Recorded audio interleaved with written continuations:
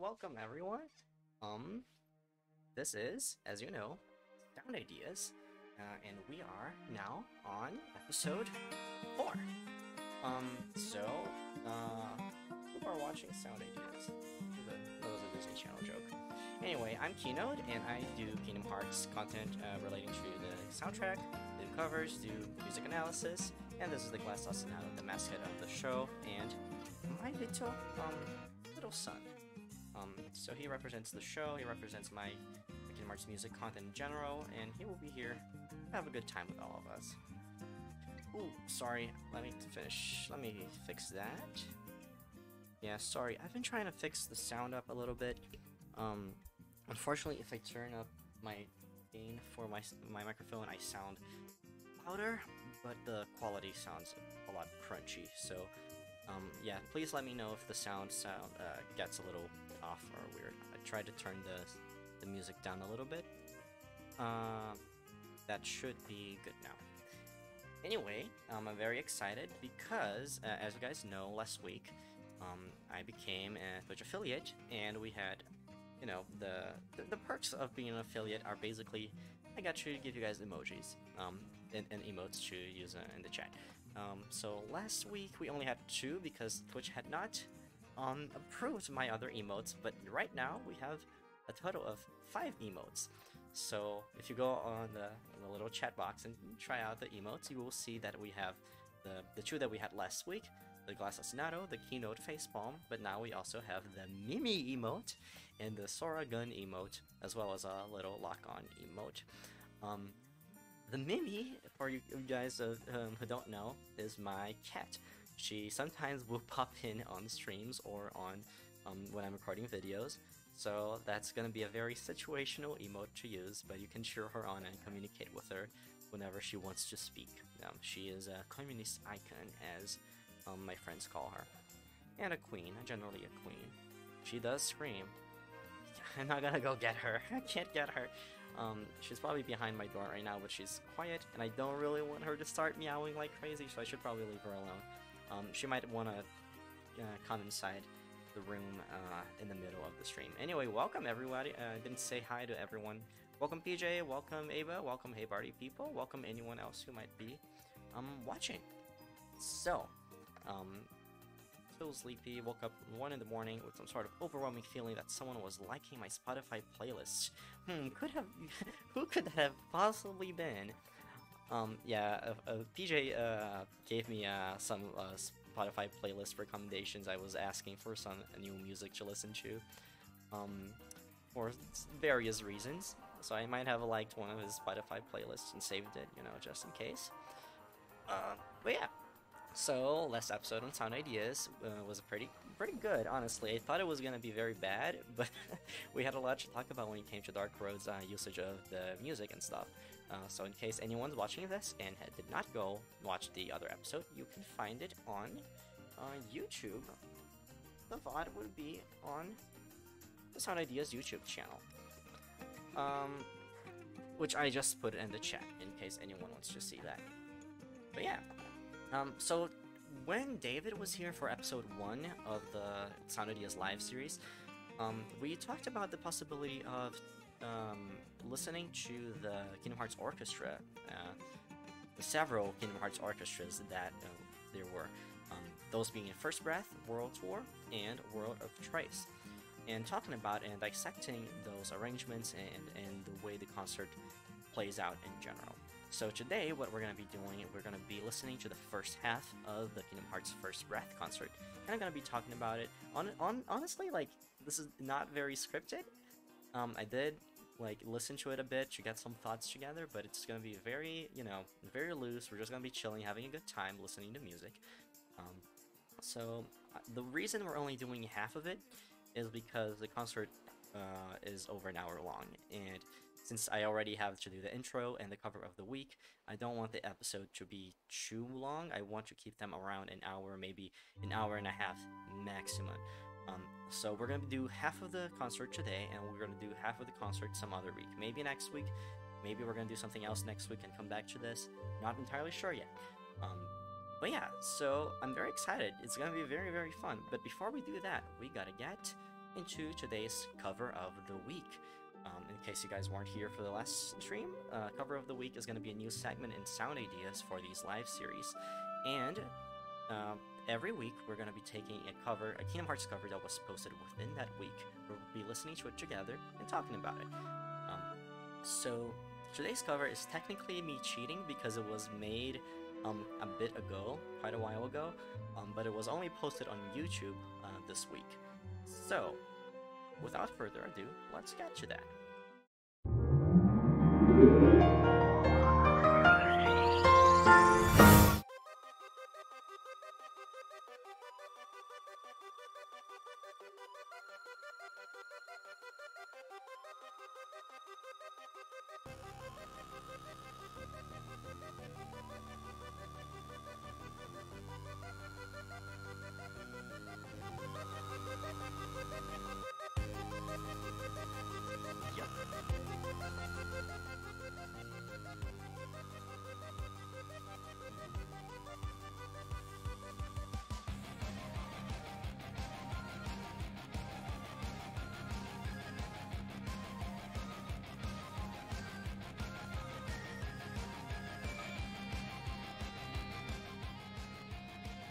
Yeah, okay, so I'm gonna turn the music down a little bit so I can talk a bit over it. So this is a cover of L'Impeto Oscuro by Chernobog and Lacey Johnson. You might recognize Chernobog from the March Caprice concert Soirée. Chernobog contributed with a lot of covers to the concert Soirée, not only to the concert in general, but he was also part of the Game Grooves album, which we premiered in the concert. Chernobog had a bunch of tracks included. So this is part of his metal Kingdom Hearts album called The Darkest Side, and it's out on Spotify. It's been out for a while, but he's been releasing the covers, the different tracks from the album very slowly on YouTube, just space them out, and technically it is cheating for me to include this on the cover of the week, but since Chernobog has been part of March Caprice, is generally a very talented musician and, you know, a friend of the channel, a friend of Sound Ideas, I thought it would be cool to show off one of his covers on, you know, cover of the week. So, why I like this cover? I think it's very bold to try to cover L'Impeto Oscuro because it has a very unique sound compared to most Kingdom Hearts tracks, especially from DDD. This is very, I assume this is mostly a cover of the Dream Drop version of L'Impeto Oscuro, but it does borrow elements specifically from the Cage 3 Limit Cut arrangement, which I find nice. It also includes Dearly Beloved as a little lick, and I think that's also pretty cool. Dearly Beloved is very useful to use as a lick, and in case some you guys don't know this, a lick is a musical phrase that can be used to improvise or to, you know, just add an element on top of an already established theme. So Dearly Beloved is used both in-game and as a VGM sort of phenomenon as a lick very often. And Lacey used it here before on the guitar to lead into an improv session. And I think it's cool that not only did it stick and stay faithful in a way to the original track, but it also includes these other like original elements and little improvs and little chord progressions that were not part of either of the original versions of L'Impeto Oscuro. And it's also very cool how both Lacey and Chernobog's musical styles blend together very well. Both rock-focused musicians, and seeing them collab in this track, I feel like it works out really well. So I'm gonna let the rest of it play and stop talking over it.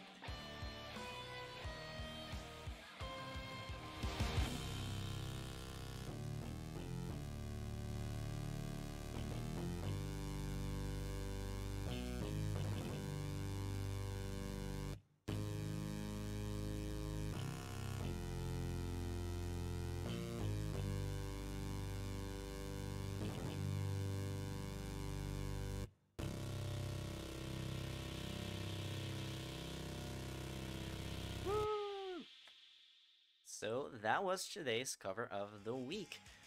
Reminder, you guys can go check out Chernobog's cover album, The Darkest Side. It's out pretty much everywhere.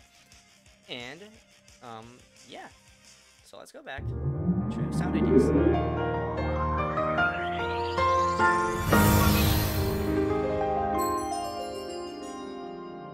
Well, I say go back to sound ideas as if that wasn't already part of sound ideas, but I'm sure you guys know what I meant. Anyway, now we can go into the next part of the episode, which will be us listening to the First Breath album. But I don't know. I let me know also if the audio was okay for that cover of the week part. I will go back and listen to it and see if it happened. Very funny, guys. But I don't know if I was like if the volume was too low compared to my voice or if it was too loud compared to my voice. I need to gauge all of that on the go. So hopefully while I was talking, you guys could also hear the cover clearly. But yeah, so let me move us into the next screen. All right, so here's what we're gonna do. We are going to go through the program of the first part of the concert until the first intermission, the first and only intermission in the First Breath concert.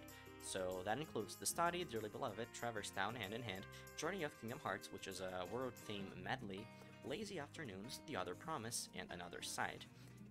As we go through it, I will be moving the little lock-on reticle down to indicate where we are on the current listening experience. If you guys want to say anything or have any questions about the First Breath concert or about anything that I'm talking about, always feel free to say anything in the chat. This is an interactive experience, but I will be rambling and talking over it for most of it. But yeah. Yeah. Oh, alright, so let me give us some backstory about First Breath. First Breath was the first official Kingdom Hearts concert experience, aside from maybe Symphonic Fantasies, which was more of a VGM general concert that also included Kingdom Hearts Suite. But the First Breath concert was the first totally Kingdom Hearts official concert, and it was exclusive to Japan.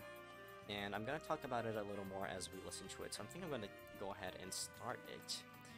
If I'm not mistaken, I think First Breath happened in 2016? It was either 2016 or 2017, but I'm not totally sure. Let me mute the playlist here, unmute my desktop audio, and we will go ahead and start listening to the first track, The Study.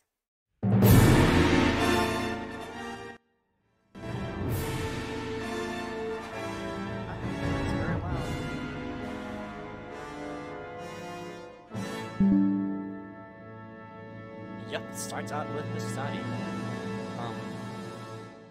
There is a thing that is kind of an issue with this album, which is the volume of it, since it is recorded live, and since, there are tracks which are very loud or have very loud moments, and other tracks which have very quiet moments, it's very hard to keep the volume equalized for the entire thing. So I'm gonna have to manually turn it up and down so that it doesn't go too higher than my voice or get so quiet that we can't hear it. But let me know if you guys can hear it okay. Right now it's pretty quiet for me, but it should be alright for you guys. So what is First Breath, right? Why is it called First Breath? The First Breath concert, basically, it was done for what we call a concert band or a wind ensemble. Well, there's a lot of names that we can give to it, but basically it's made to be performed by a group, mostly wind and brass instruments. And I have an example of the formation of that group right here. So this might not be totally... sorry, Ava. Okay, yeah. So we have the issue where the audio gets really, really, really loud out of nowhere. So I'm gonna, thanks for letting me know about that. So basically, wind ensemble, right? We have mostly brass and wind instruments. So brass instruments would be trumpets, euphonium, tuba, trombone, And am I missing anything? I think. Wait, is sax a brass instrument? I'm not totally sure. Okay. Can you guys not hear me still? I hope it's not an issue. But yeah. And the other wind instruments would be the flute, the clarinet, the oboe, etc., etc. And of course, we have the whole percussion section at the top with marimbas, xylophones, snare drums, timpani, bells. And why I think they picked this kind of formation for their first concert, as opposed to an entirely orchestral one like the World Tour. And this is totally like a guessing game, a hunch, but I'd say it's probably because an ensemble, like a wind ensemble, is a little cheaper and easier to get your hands on. Wind ensembles usually play like marches or for military bands, stuff like that. Those are usually formations that are wind ensembles, so I feel like they're usually easier to get your hands on for presentations like this. And since they probably didn't, they were just testing their waters with the Kingdom Hearts concert, they did not want to make a very big investment that they did not know was going to pay off. Clearly it did pay off, because then they went ahead and made 2 other concerts, which were the World Tour and the World of Trace concerts. That the study arrangement that we just heard was mostly just an adaptation for of the original The Study arrangement, if I'm not mistaken, by Karo Iwata in the KH1 soundtrack. It did not actually play in KH1, but it was done for the KH1 soundtrack and for promotional material. That arrangement was just an adaptation of that original arrangement, but to adapt it to this current instrumentation here. So any parts that were done by the strings, for example, or the choir, were replaced by other instruments. And this is something we'll be seeing in a lot of the arrangements in this concert.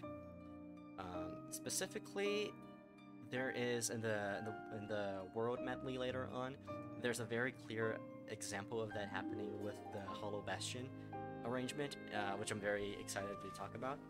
But yeah, this current Dearly Beloved arrangement, I wonder if it's a little quiet for you guys. I have it turned up to the max right now.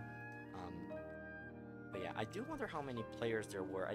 I'd say probably not too few. Like, it's clearly an entire wind ensemble band, and those are not necessarily small. It's just that you generally you don't have a piano in a wind ensemble, and you don't have any kind of string instrument. So you don't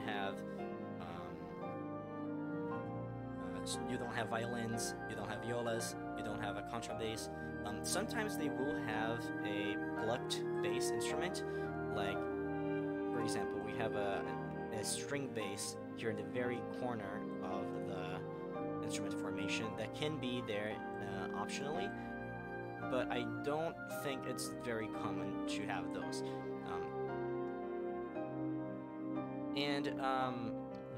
This concert actually cheats a little, because a couple of the tracks do insert piano into the arrangement, especially like Dearly Beloved, as we're listening to it right here. It has the piano. The Other Promise and a couple of other tracks in the World Medley, I'd say, also have piano. And I think it's because their only other alternative to doing that would be using the the pitched percussion, as in like the xylophones or the marimbas, to replace that. And that's not really viable when the piano is a very big structural part of the piece like it is here. We can hear that this is currently like an arrangement of the String Drop Distance Dearly Beloved. And the String Drop Distance Dearly Beloved on its own also borrows a lot from the Birthplace Leaf Dearly Beloved. But first, I thought, like when I was listening to this before the stream, I thought this was for sure actually an arrangement of the Birthplace Leaf. Actually, it's not. And I'm surprised because it sounds so similar to the actual String Drop Distance arrangement, because it doesn't rely too heavily in strings. Oh, sorry guys. I keep forgetting that I need to turn the volume down when it gets loud. Well, now it's quiet again. See, I'm sorry everyone. This is gonna be a bit of an issue. It's only honestly because the volume varies so much. In this album, in this live album, it's not very, you know, balanced. I guess I could do that, but I don't know how to do that on the spot, so we're gonna have to not do that. Either way, I think this arrangement on its own benefits a lot for being adapted to a wind ensemble, instrumentation, because a lot of it is already wind and brass focused. So, pretty cool. I will have to do it. This next arrangement is probably one of my favorite standouts from the First Breath concert.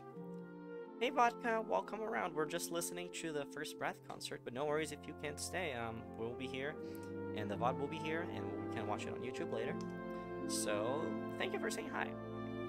So this Traverse Town arrangement, so there were only 3 arrangers for the entire First Breath concert, those being Kaoru Wada, Natsumi Kamioka, and Sohei Kano, who arranged this track, Traverse Town, and also Lazy Afternoons, for the First Breath concert. He also arranged one more that we'll be seeing in part 2, but not today, because we're only going up to the intermission. Sohei Kano is incredible. He's an incredible arranger, and I wish that we could see more arrangements of him to Kingdom Hearts music. Why? Because I think he really knows how to adapt a track to fit specific instrumentations, which is why I think it was a perfect pick for First Breath. And I've seen a couple of other arrangements from him for other medias, and he is really good with brass and woodwind in general, so like perfect pick. But also listen to this, like clarinet solo, and it's like it's bringing this entire new element to Traverse Town, which is not there in the original track, giving this entire focus and bringing, you know, using the clarinet and in other actually, sorry, this is not a clarinet. I think this is a flute. Sorry, it's a little low on my end. But it does bring a clarinet solo later on the track. And generally just using this instrumentation to its benefit. It's not, since Traverse Town does have you know, that main like saxophone kind of melody in the original as well, but I think using the benefit of the live percussion, the live the whole ensemble, and just playing around with those instruments. See, now we have this clarinet solo, and the melody is being played by the ensemble in general, right? By the horns and stuff. But the real star of the show is this contour, this melodic contour that's going on with the clarinet right here. Sorry, I just realized it was probably a little bit loud there. Yeah, I always realize it just a little bit too late. I'm sorry about that. I always gotta turn it up to the maximum when it's like really low, so you guys can actually hear it. Hopefully you guys could understand most of what I was saying.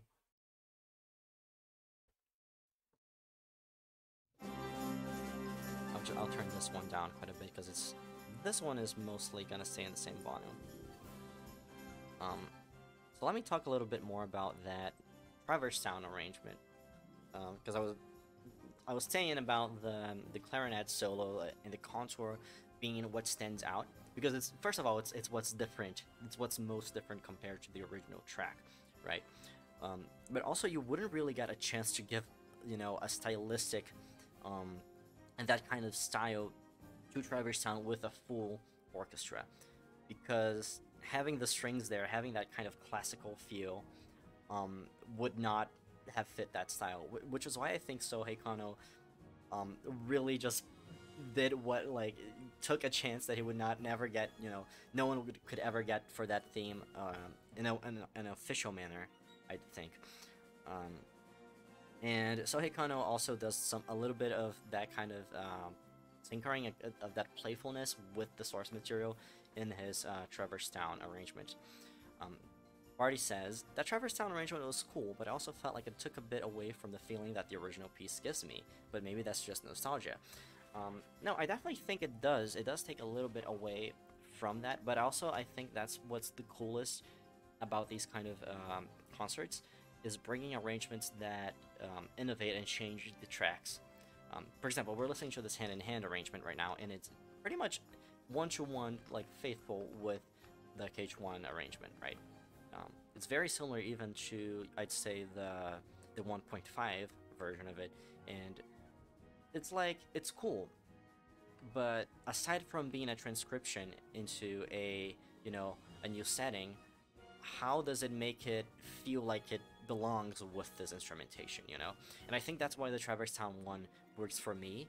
It feels very natural that each instrument would be doing what it is doing, and also, just building upon the material that was already established with the Traverse Town theme. David says, I don't think we'll get to it for a while, but the First Breath Shion is legit my favorite version of the track ever made.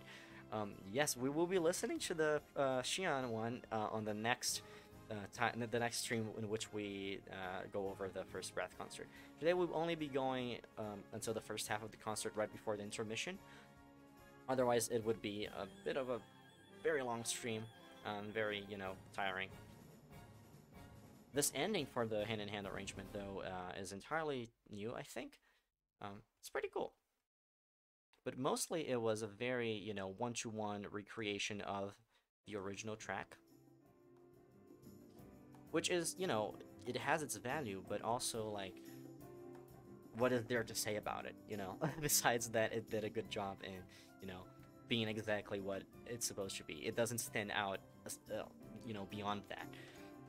Which is what I think I like to see in these kind of arrangements, in these kind of concerts. I like to see creativity, I like to see passion, I like to see interpretation of the source material and, reworking it into something very unique.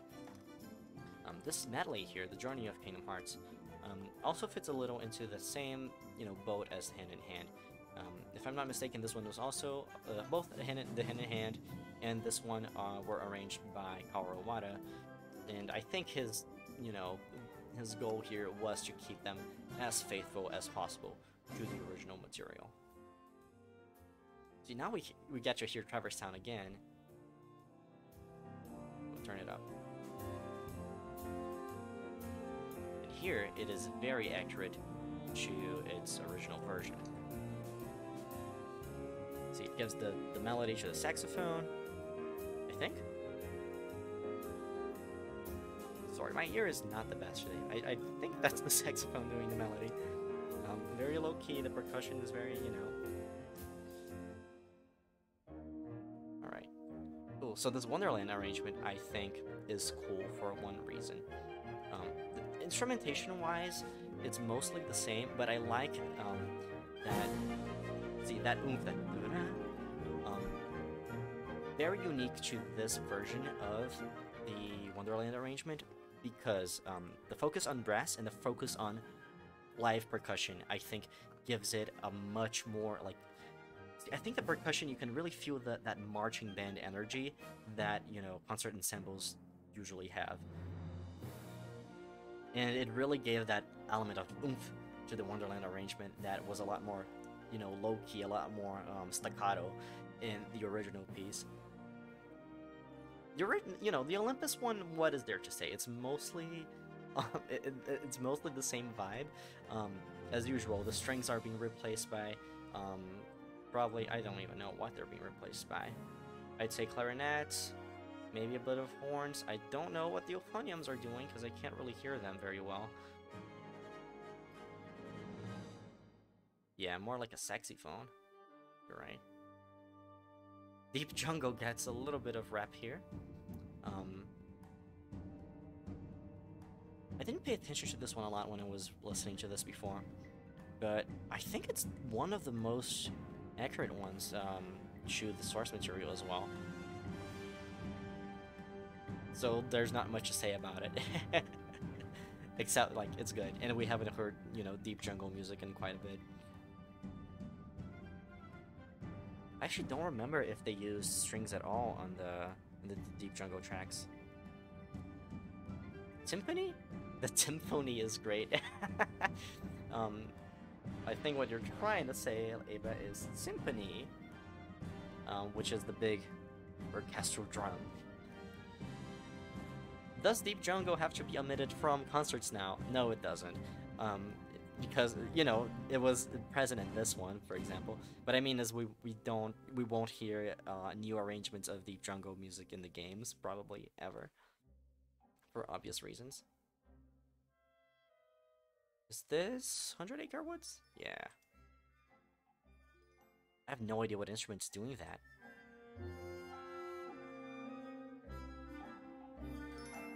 I have no idea what instrument that is doing the melody. David, if you can help me, please. Oh, okay, so for the Agrabah music, something that's really interesting to me, I like the percussion a lot. Very bright, very shiny, very shimmering, something that you don't really hear in the in-game versions. Something that it lacks, though. The glissandos from the, you know, the original, because it is trying to simulate Arabic music, right? And more Oriental kind of music. And in the original Kingdom Hearts versions, you hear certain notes have like a kind of glissando, which is like when a note slides into each other. Sorry, let me turn that down. Yeah, sorry. So what I was saying is that it is missing this thing, this element, which is the glissando, which is when a note slides into each other, right? Because none of the wind instruments they have here is capable of doing that. Usually, what would do that is a string instrument, which you can slide your finger, you know, to add that effect. But since it was entirely being done by brass and wind instruments, a glissando is something that cannot be done by a concert band. Very Small Wish is great here. It's also very similar to the original, so I don't have a lot to say about it, besides that. Also, hey Danielle, sorry I didn't say hi to you. Yeah, it's very good. I especially love in the Agrabah one, the way the percussion really pops out, which you don't really hear in any of the Kingdom Hearts versions. The percussion in the Agrabah themes, I don't think, is a standout at all. So, Atlantica. Yep.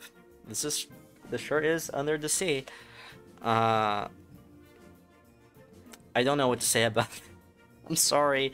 It's a good arrangement of it. It's just I don't care about it.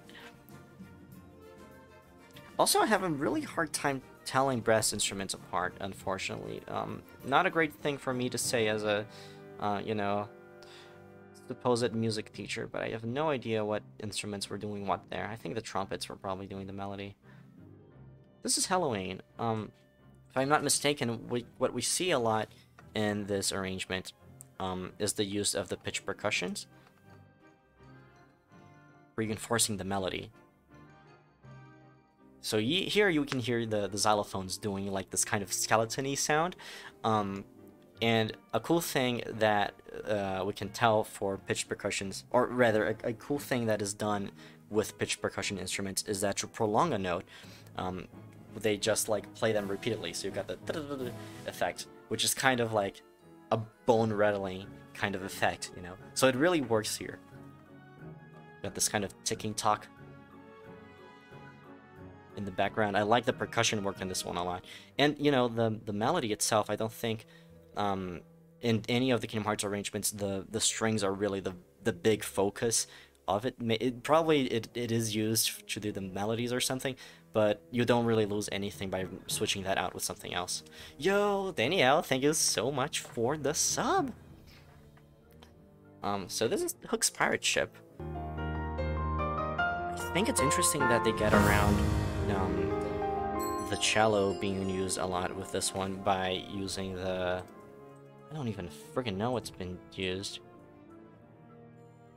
If I'd have to guess, I think the euphonium and the trombone are replacing the string instruments there. This hollow bastion arrangement I think is really interesting. Why? Pay attention to the instruments that are playing this ostinato here. Like in that beginning. Let me even go back a little bit just to show that again. So we start with the piano and a vibraphone. The vibraphone is like a pitched instrument, a metallic pitched percussion instrument, right? So it's basically like a little metal xylophone. And the reason... Let me turn that down, sorry. The reason I think it's interesting that they use these here is because they can't use strings. So they can't do the ostinato with the violins and the strings that the original one, the original track uses.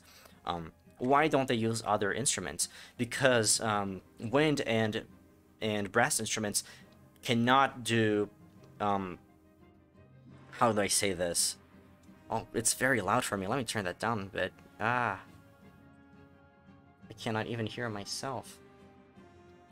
Anyway, it's easier for you to get across this kind of like, you know, this more staccato kind of effect. And I don't know how to explain what staccato means, but basically like woodwinds and brass are better for, like, especially brass can do staccatos, but not that consistently.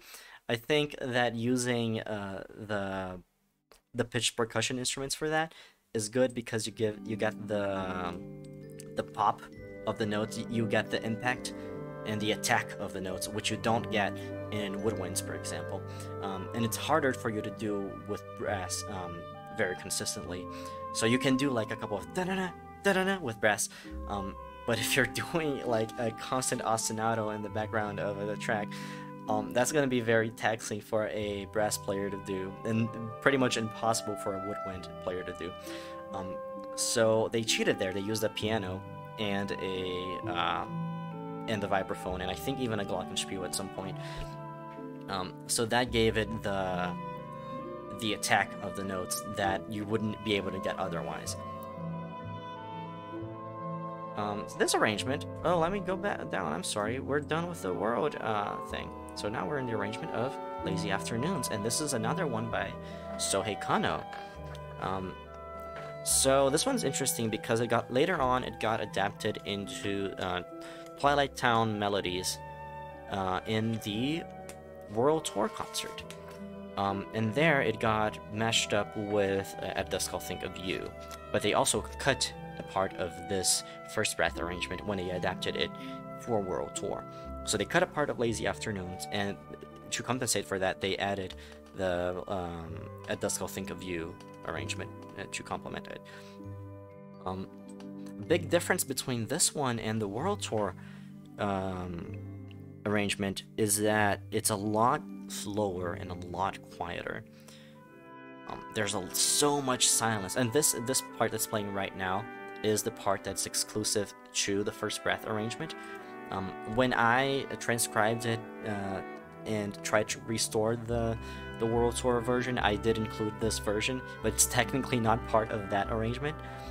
But I like it a lot because it has this entire like little original part here where the instrument lines, they blend into each other and they contour over each other. Sohei Kano does that a lot, apparently. He loves contouring the instruments around each other and around the melody. And you can also tell this big crescendo into the main melody again. It's just very, very good. It's the kind of track that I picture myself just, I don't know, waking up to. It very much, I don't know, I feel like it perfectly encapsulates the feeling of being in Twilight Town, but maybe not in the same way the original tracks from the games do. Let me turn it down just a little bit because I can tell I'm being drowned out again. But yeah, as Danielle said, I absolutely love this version of Lazy Afternoons. It's incredible. So incredible that I transcribed the World Tour version of it. So it's like it's got this mellowness to it that and also this intensity and like this dramaticity to it. Look at this climax. It's so cool, and then it falls back into this quietness that I think is present in the original track, but this one takes the extremes. You know, it has a climax and it has a relaxation that the original track doesn't have. Since I think on purpose, since it's meant to be kind of a continuous, never-ending thing that loops. PJ saying, I miss Lazy Afternoons, and getting pushed aside for the other theme is bullshit. I agree. I wish we got to hear like some form of it in Cage 3, some new arrangement of it in Cage 3. I prefer it a lot more to the Afternoon Streets, honestly. You have a complicated history with this song, Barty. What does that even mean? PJ says, I remember hearing the MIDI version of the song for the first time in the GBA and thinking, oh shit, Cage 2 soundtrack is gonna be lit. Yeah, and then they only played it in the Roxas section. Yep. But you know what? I think it works. I do like the choice of having separate themes for them. But clearly, I think Lazy Afternoons is generally people's most preferred version of it. So here we go, and we got to The Other Promise, which is another arrangement that's borrowed from one of the orchestra's albums. Just like the study it's very similar to the arrangement of the study from the Dramatica album, but also the one that was present in the very first Cage 1 soundtrack and promotional material. This arrangement of The Other Promise is a direct reimagining of the Dramatica arrangement of The Other Promise by Natsumi Kamioka. So much so that this arrangement is also done by Natsumi Kamioka. Structurally, they're pretty much identical. And this arrangement in Dramatica kind of helped shape the musical identity of The Other Promise in further arrangements of it, like in the piano collections. I have a video about this specifically called The Music of Roxas in my Keynote channel, and you guys can check it out. And it's about how the official versions of Roxas' theme ended up influencing each other, and like what elements of it, you know, passed on from who and why. And basically, I think it's cool that the Dramatica version is what they went with here, and not like just a rearrangement of the in-game version or something like that, or the piano collections version. Pet, welcome to the stream. Yeah, let me read what Barty said there. I hated Cage 2 when I first started playing it all those years ago. I don't think I even completed Roxas' section, but then after I matured and gave it another shot, I still powered through Roxas' section and was resentful of Twilight Town. You know, I heard a very, very similar opinion to yours very recently. Let me turn the sound down a little bit, because it's trying to drown me out again. Someone said something very similar to me, Barty, recently, that they thought Kingdom Hearts' soundtrack was overrated, and then they told me that they hated the Twilight Town section because their boyfriend, when they were playing through it, they were just stuck on the Roxas Prolonged, and it was playing over and over again, and they just got sick of it. And that's a shame, because I think Lazy Afternoons is actually a great and like a very good composition, but obviously I think people's experience with it is soured if their experience with the game is also soured. You can't really do much about that. Anyway, how you doing, Pat? What's up? But yeah, this is another track where they cheated and they included a piano because it is such a big part of The Other Promise.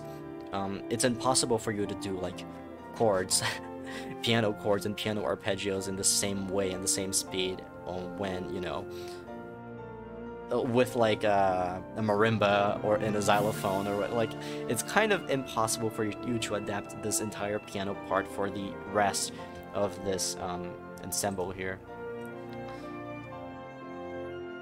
So what they do here though,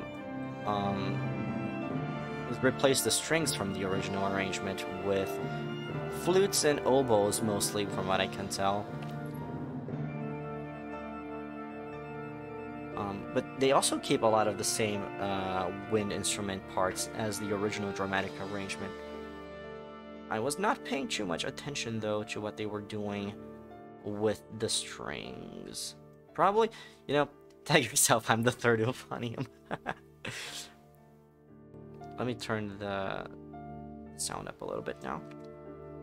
Yeah, honestly, I'll be honest with you guys. I have no idea what an euphonium sounds like in the context of an arrangement like this.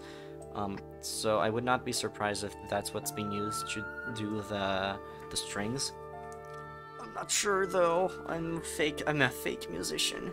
A little bit of a poser here. Who am I here? I'm gonna be the one French horn that's like in the very bottom, on the left. That French horn. But yeah, this is the dramatic arrangement adapted into a wind ensemble format. And now we arrive to the very last track that we'll be listening to tonight, Another Side. And this one is specifically an adaptation of the KH1 version of Another Side, or KH1 Final Mix, probably. And not the battle version from Days. It sounds like a Perioverse keynote? What the? Are you talking about the euphonium? Keyfold? I don't even know how to pronounce that, Barney. But yeah. What? What am I doing? What are you saying no to? I'm confused. What's happening? Perioverse. Nuts? What? Perovis. Oh. Oh my god. Stop. Oh. I fell for it. BJ, this is a family-friendly stream. What the fuck? You're banned. You're no longer watching Disney Channel. Fuck this. What happened here? What's this arrangement doing? Drums. I don't love how the drums sound here. And they have a similar issue with it in the Fate of the Unknown arrangement when they did the World Tour. The drums don't sound right for these tracks when they play live. I'm just gonna try to ignore everything PJ says, and I'm gonna remove his line status very, very soon. I'm sorry, guys. I forgot the music gets super loud, and I have to turn it down. Fuck this album. Oh, I almost closed OBS by accident. This is what PJ does to me. Okay, sorry. Should be good now. I don't have a lot to say about this Another Side arrangement. It's just the same thing. The percussion, aside from the drums, I think is cool. It's well done. It's crunchy. It's accurate to the original. But again, what I'm mostly interested in listening to in these concert arrangements is what they do differently and how they adapt things into their current context. So yeah, we just finished listening to the first half of the First Breath concert. Hey Barty says, it's powerful. I feel like I would be blown away hearing this in person. Yep. Oh, PJ, you're trying to make up for these nuts joke. Come on. Thank you though. I'm very thankful with your support, buddy. Yeah, babe, make him chew flustered by your nuts. It do be loud, but keep going. This is great. Yeah, I'm sorry. I'm reading up what happened. I was trying to ignore everything PJ said, but for sure, these arrangements, these concerts, hearing them live, is quite an experience. I only went to the World Tour and the World of Trace concerts, obviously because this one was exclusive to Japan. So very few people, I think, actually got to hear these live. But at the very least, we get the CD. And the First Breath CD is the one with the least emissions. Both World Tour and World of Trace did just cut a bunch of tracks from them for no reason, and I don't know why they did that, because then we have cases of lost media in which I have to restore the tracks, like the Organization 13 one and the Twilight Town one. It's like, what the fuck did they do that? Anyway, at least, and then World of Trace, thankfully, when the Remind came out, they also included the concert video package, which does give us access to the entirety of World of Trace now, but for a bit we did not have access to any of it. First Breath only has one track that is not included in the CD, and it's the last track that I have to restore from the concerts. So make of that what you will. I might be hinting at something, I might not be hinting at something, but we'll see about that. And I'll keep that track a secret for now, but you guys could find out what that is with a little bit of digging if you really want to. But yeah, I guess, I don't know if anyone wants to say anything else about the concert. I'm here, we're hanging out. But we won't be listening to any more of the tracks tonight because it is getting late. We have around 10 minutes before I actually bring myself to finishing the stream, though. So, let's just chat a little. For those of you who missed the beginning of the stream, we now have 5 emotes. Aside from the Glass Assassinato and the Keynote Facepalm emote, we now have the Lock-On, the Mimi, and the Sora pointing a gun emote, which are all free to use. You don't have to sub to use them, but I will be making sub-exclusive emotes for the future. Reminder also that I do have a, let's see, I have a PJ, and oh my god, thank you, PJ, you don't have to do that. We have a Discord server, we have a Ko-Fi, which you can, oh, does the Ko-Fi command not work? I guess not. Anyway, we have both a Discord and a Ko-Fi page, which you can use to support me. If you do support me on Ko-Fi, there are 2 tiers for subscriptions, monthly subscriptions, one of which gives you access to me making a custom prismatic melody for you. And a prismatic melody is one of these little heartless guys. So I can make, not the plushie, just the design. So by subscribing to the Keynote tier, or no, sorry, by subscribing to the Prismel tier, you get me making a free Prismel. Barty was my first supporter on the Prismel tier, and I unfortunately did not get my end of the bargain yet. I have not finished designing his thing. Sorry, Barty, I promise I will work on it as soon as possible. I've just been having a lot of stuff going on these last couple of weeks, but it is coming. I will not shout you out of your money.